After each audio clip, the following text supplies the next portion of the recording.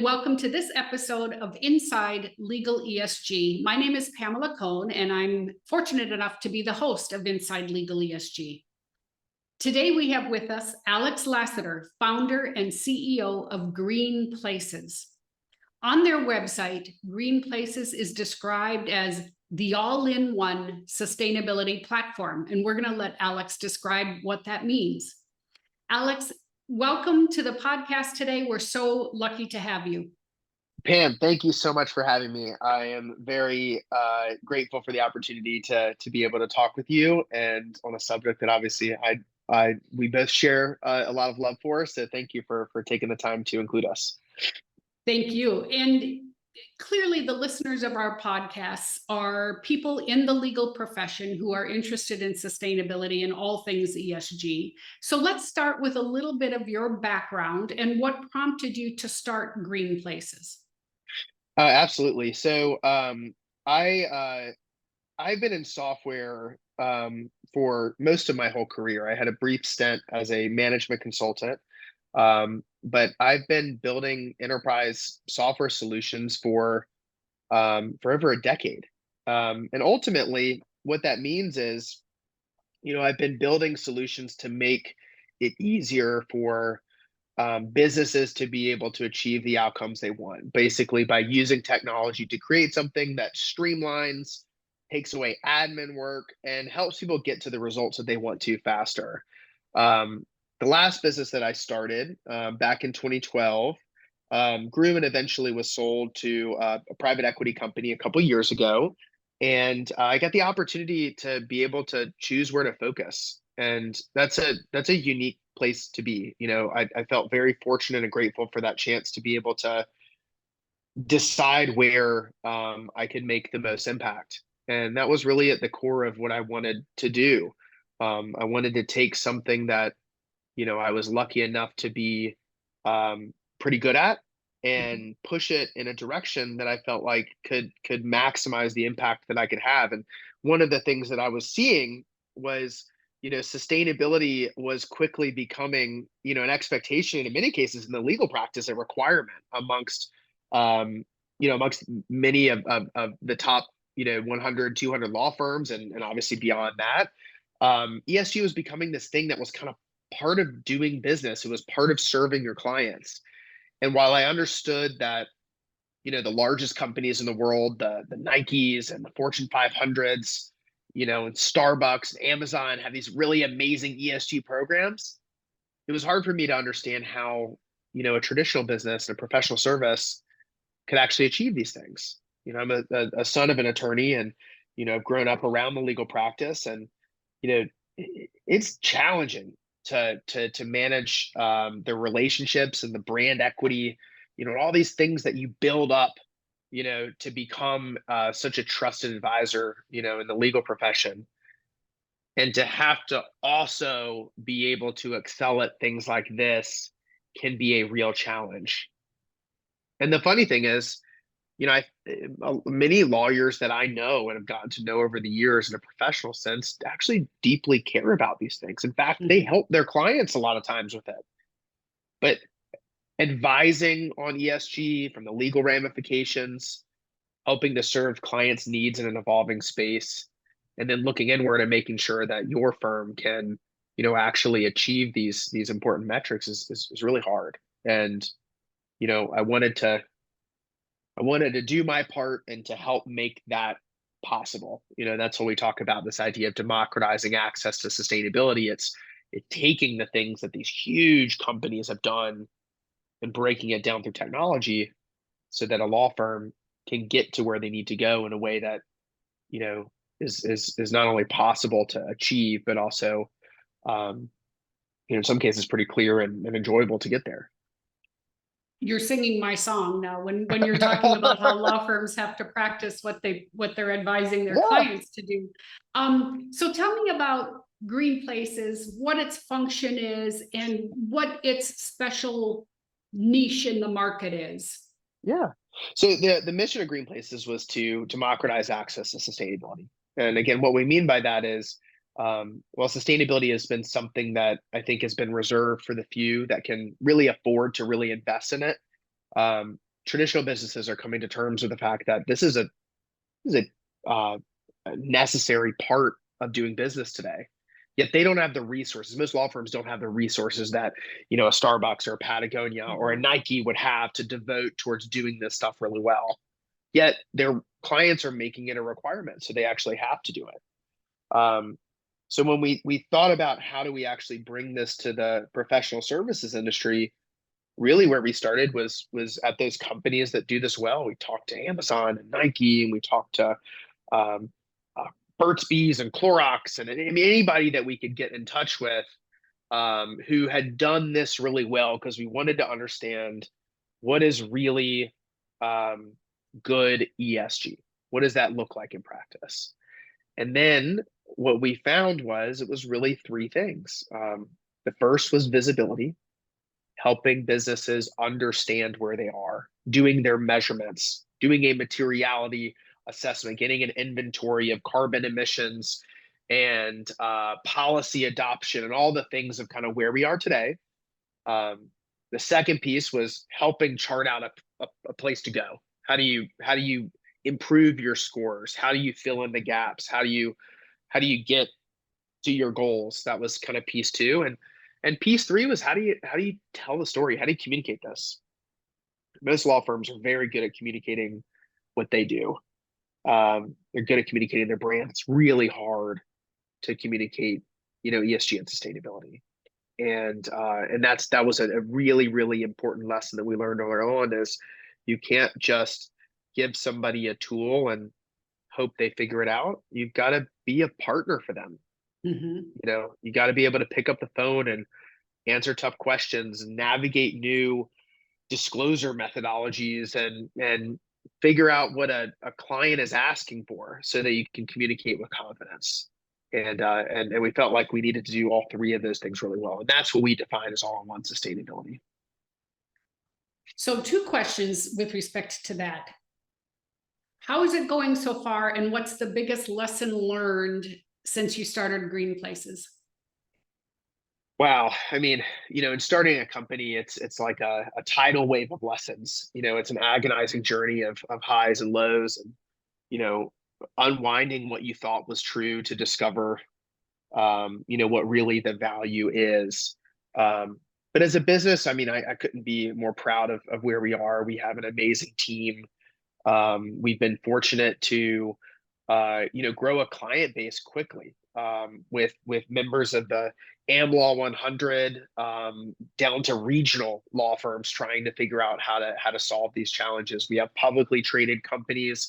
We have large privately traded companies. We have domestic, international. We've been able to help businesses in our segments really well, across the U.S. and beyond. And I'm really proud of that. I think we've got a really talented team, and I would say that more than anything has been my number one focus, and probably the thing that I'm most proud of.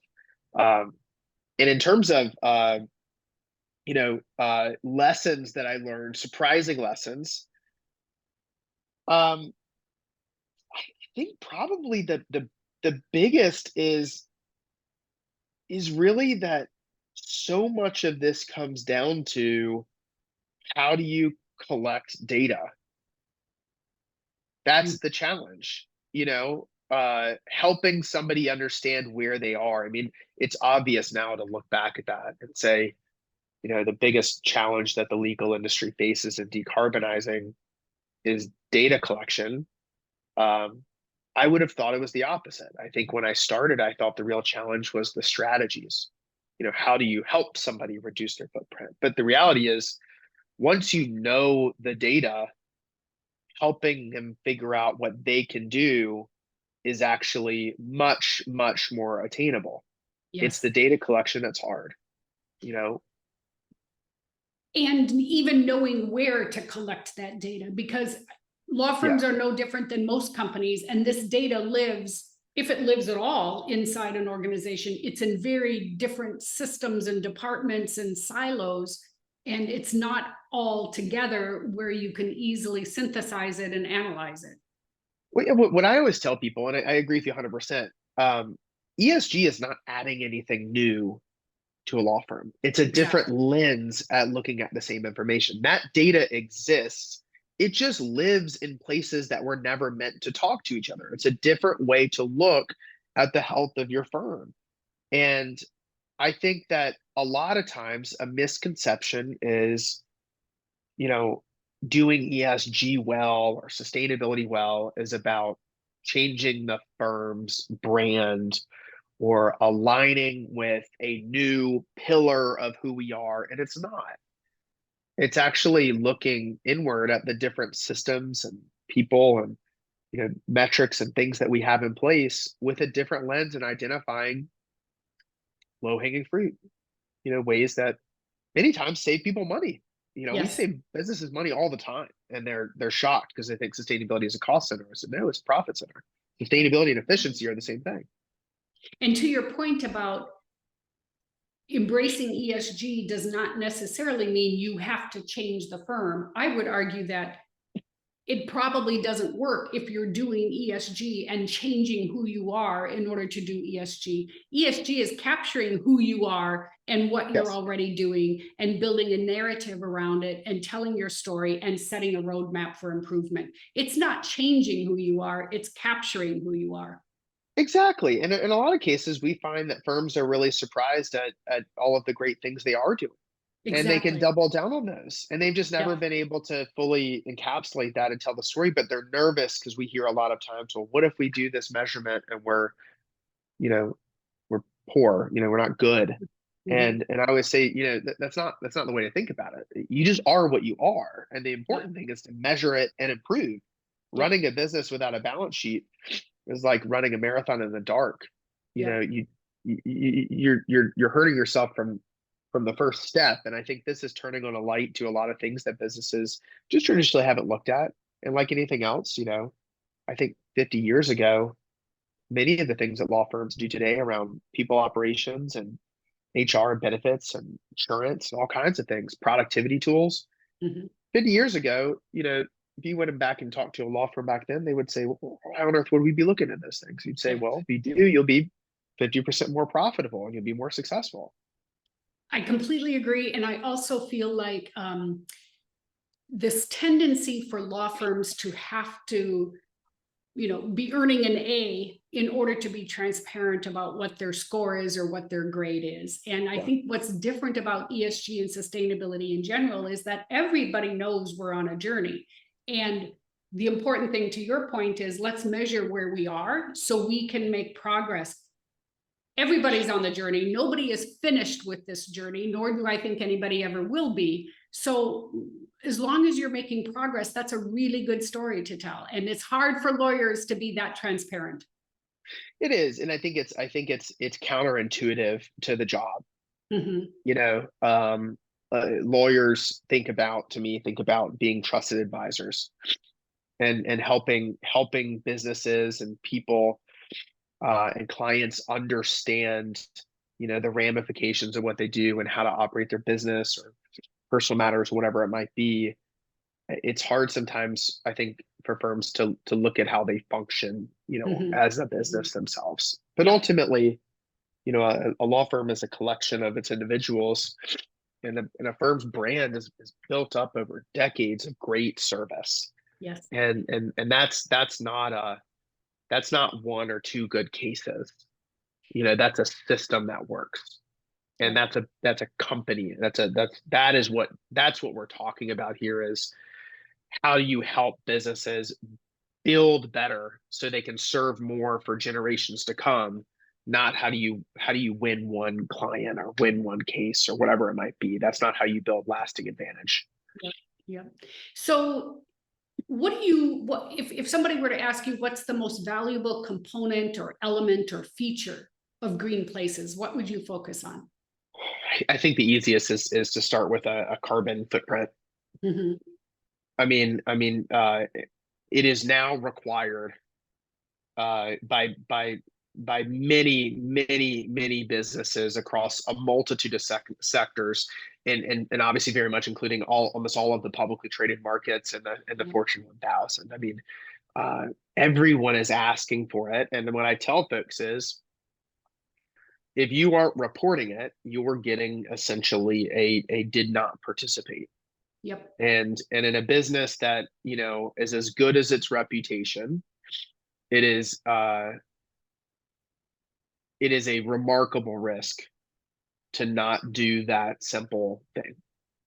And frankly, I also think about this too, but law firms by definition are billed by the hour. So you got to think about productivity. Is it worth it for an internal, resource to spend hours doing admin work to capture data and collect enough to be able to report? Or can you outsource that portion of it to somebody who can do this efficiently? It just, to me, comes down to productivity and appropriate allocation of resources and ethics, right? You don't want to do your own accounting either. Yep. You don't want to audit your own business. Yep. It's a simple thing. It's I think 87% of law firms that I read have received RFPs in the last 12 months asking for a carbon footprint. Yeah. It is accomplishable between board meetings. It's a 45 to 60-day process that can be handled in ways that are way easier and less scary than most people think. Yes, I agree. And yeah, it's a great place to start. And to your point about this being more and more prevalent in RFPs, when you're seeking new clients, it is also becoming a standard expectation of the vendor-client relationship, the clients and the law firms, because clients have to know what their vendor's footprint is, including their law firms, in order to report their scope 3. So even with your existing clients, it's a risk if you don't do this because your clients need this information. Well, and you're exactly right. And to clue folks in on how corporate carbon measurement occurs, if I'm a big bank or company and I'm asking all of my vendors to report on their emissions, in the absence of emissions, the way that they calculate that is they put your firm's name and how much they spend with you, and then they multiply that against an average of what generally law firms produce in terms of emissions. Mm-hmm. And I talk to law firms obviously every day, and they're really excited to tell. We don't even go into the office that much. We don't travel as much. We've done all this work. We've done all this work to reduce the amount of printing that we have. Right. We try not to fly as much as we do. We have LEED certified buildings. Great. If you aren't reporting your emissions, the way they're calculating it for you is probably way higher because you're getting credit for none of those things. Yes. They're going to take your rate, which is probably high. They're going to multiply it about the hours that you've done, which is also high. And then when they pull up their report, you're going to be one of their top 10 emitters. Are you actually? No, but because you didn't participate, they subbed in an industry average, and all of that work and time that you did was for naught. And that's why they're banging your door down. So if you do your footprint, lo and behold, you get to go to the client and say, this is where you had me. This is where I am. Yes. And you get to immediately help them because now you can show a reduction in emissions. They get to go report to their shareholders and their board, all of the CEOs that have their comp tied to ESG, which I forget the number now, but at one point it was 30 to 40% of the Fortune 500. There's a better chance they get their bonus this year because you did that. Now, what easier thing could you possibly have to improve somebody's relationship? Because again, they have a number for you, and I guarantee you, it's if anyone listening has done any of those things, it's probably a higher estimate than you are because that's the standard of the industry. Yep, and they're just using a factor, right? And they're just multiplying it by the industry average. So you're only average if you don't participate at best. Exactly. And those factors are designed to overestimate. Yep. Because they're trying to accommodate for people who don't report. And it's like you're doing all this work to be green. Well, why not take some credit for it? Yes. Like all you have to do is have the number, and when you do, you can do that and proudly, and you'll win deals. You'll win deals. Yeah, completely. Okay, so what's next for GreenPlaces? Well, we are really, really investing in kind of two key areas. So the first key area is to continuously make our reporting the most accurate and the easiest to be able to get through. And we do that with a priority focus on integrating into places where we know and developing the relationships that we have to make this easier for law firms. So I'll give you one example of that. Tishman Speyer is I believe, largest landlord by square foot in the U.S. And they house many law firms, professional services across the United States and obviously beyond too. Whenever I talk to a law firm, one of the first questions they have is, "We may not know our electricity because we're a tenant in a bigger building." Well, as part of the investment and partnership that we've received from Tishman Speyer, GreenPlaces uniquely can get your electricity, your gas, your water, your utilities, even if it's just included in your rent, from any Tishman property. Mhm. So that's going to knock off a ton of that headache for you, and it's going to increase your accuracy, and it's going to make your life a million times easier right off the bat. So we're trying to partner deep into this industry to help people, help firms in ways that are unique to them, and that's one big piece. The second big thing that we're focusing on is helping businesses with ROI. Obviously I'm in the industry. I'm a believer in this stuff. I think it's a great and valuable thing for a business, but I'm a pragmatist and a realist. And the reality is, we want a solution that is such a no-brainer for a business. It shouldn't matter if a client is asking for it. It's worth your time. And we've seen that. We have clients that regularly report identifying 20 to 30% savings in utility bills and water bills and gas and energy. We identify financial incentives and rebate programs. That the cover story of The Economist, as we're recording this, talks about $2 trillion worth of rebates and incentives coming on the market to help businesses decarbonize. If I'm a law firm, a president, managing partner, whatever it might be, COO of a law firm, gosh, shouldn't you be able to take advantage of those things? That's right. Shouldn't you be able to help your clients take advantage of those things? They're there for a reason. And the winners of this are going to be smart enough and have the visibility and the understanding of how to take advantage of those things. You've got so many things out there that are just no brainers of ways to help you and support you. But like many things, if you don't know it and you can't get to it, you won't benefit. Somebody else will. So we're really, really investing into that. We've got some tools coming out that automatically identify what you qualify for, match it with who you are, quantify how much it's worth to you, both in terms of emissions reductions and cost savings. And as I mentioned, clients use us because we're accurate, we're easy to work with, and we have real ROI. This is not a cost center. It is a profit center. It is a way for you to offer better services, higher value, and do right by your business. I mean, I couldn't think of anything that would be better than that. That's right. And it's a terrific differentiator, at least in the short term. Eventually, everybody will be doing this, even if they're pushed into it. But right now, it can still be a differentiator in the marketplace. And I also— This is your chance. Yep. This is the greatest opportunity of our generation, I believe. And to your comment about this being having a great ROI on this, I agree with that 100%. And for the people who believe this is just an extra cost, that is only if you compare it to the status quo. If you compare it to the cost of doing nothing, it is a tremendous cost. We can't continue, society can't continue doing business the way we've always done it. We're not going to survive that. It's not sustainable. It's not viable.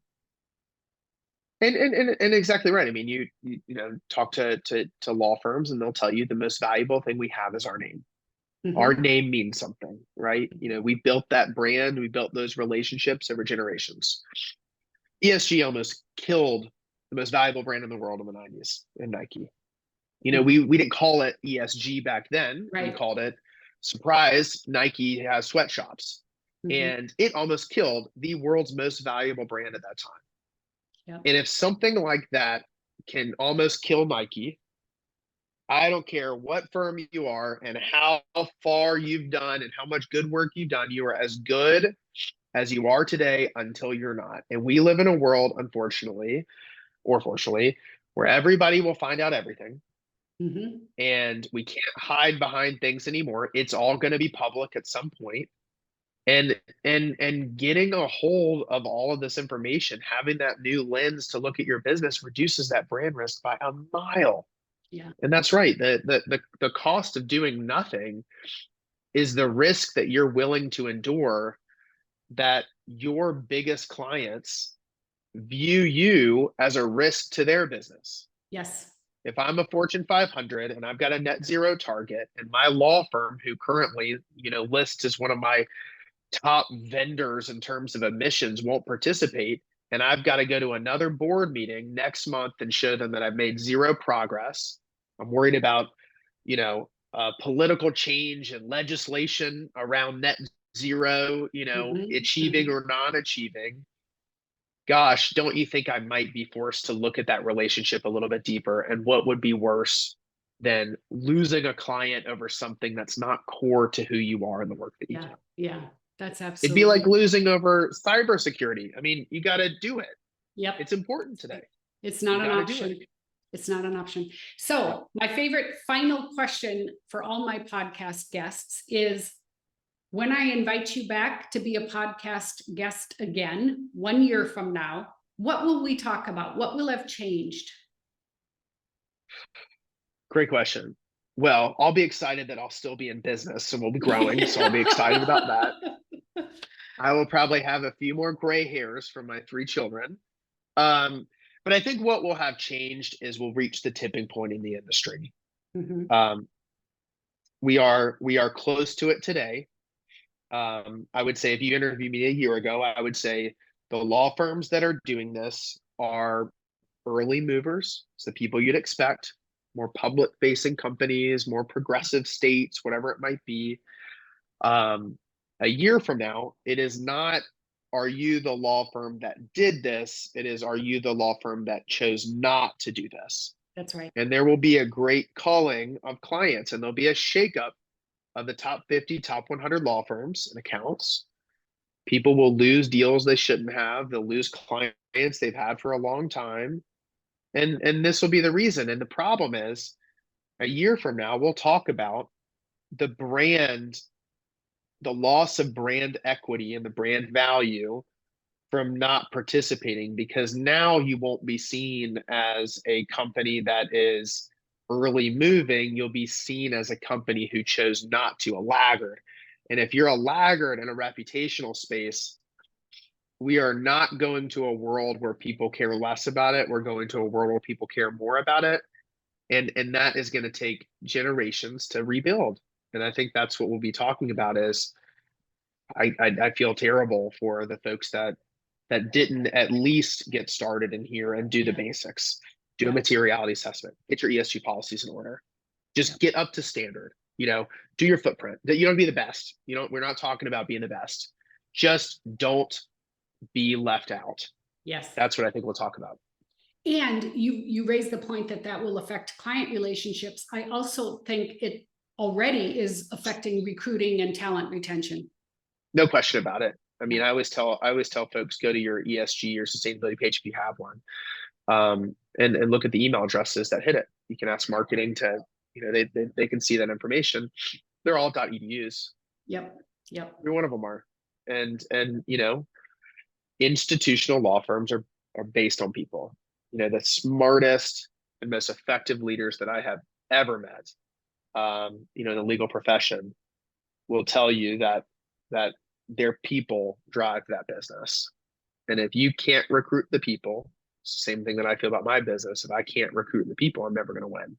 Yeah. So I think you're right. I think it'll be a tough thing. And the other piece of this too that I think we'll talk about as well.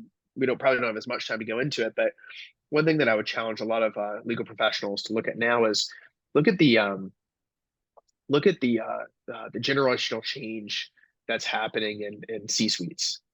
Um, we are, I believe, 50 years from now, we'll look back and we'll say we are amongst probably the biggest transition generationally of C-suite board members that we've seen in the last 50 years. Part of this was, I think, an extension of folks' careers, which is great. But I think COVID and ESG and the war in Ukraine and the stress of all of this, it is shaking out C-suites. And when a CEO transition happens, so does general counsel, so does the CMO, so does the COO. Everybody transitions. So I would challenge every law firm to look at their evolving client base. And as you look at that generation, it's not completely always tied to generation. There's certainly millennials who don't care about this stuff or don't value it as much. And it's also to say that people of other generations don't value it just as much as well. But I will say that there is a major changing landscape in the folks that are paying your legal bills today. Yes. And that will catch you much faster than you think, because those values, again, it's the values of the team, the leadership team. So even if that CEO is not, this is all I care about, the odds are that the folks they're bringing along with them are going to lean in that direction. If you aren't there to be able to do that, you will lose relationships in ways that you've never done it before. And for things that are completely, I think, in your control. So this is a solvable thing. It's not that hard to get started. Obviously, you can help many people in this capacity. Likewise.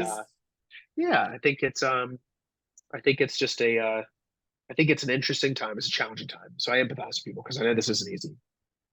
I am so grateful for the time you've spent with us today, because your insights have been incredible. And all of our law firm listeners, I think, are going to perk up their ears to many of the valuable nuggets that you've provided with us today. So thank you so much, Alex. It was a great having you as a guest.